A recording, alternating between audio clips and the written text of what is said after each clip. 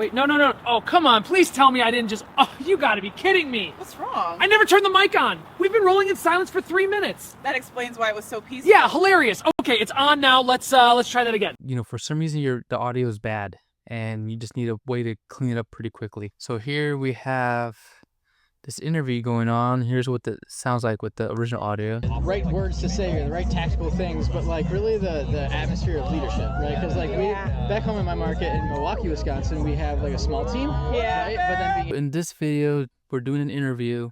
The audio and the video is coming from an Insta360 X2.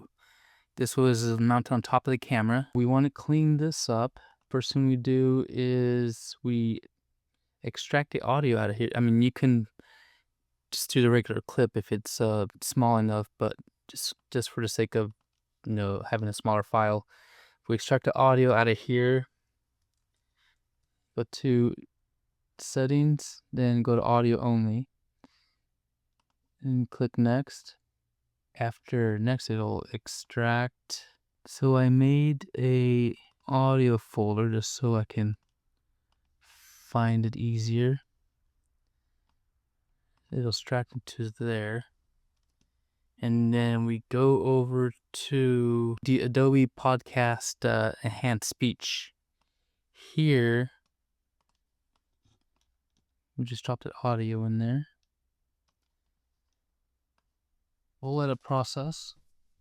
Now, since the file is just an audio file, it'll also make the processing a little faster, so it doesn't have to go through the big audio and video file. Yeah, it's all done. Just for the sake of finding it easier, we're going to put it in that same audio folder. And then with this, we're going to drag it over to our timeline. On the original video, we are going to drop the volume so that we can only hear the audio we just dropped in. This is before. right words to say here, the right tactical things, but like really the atmosphere of leadership, right? Because like we back home in my market in Milwaukee, Wisconsin, we have. And this after.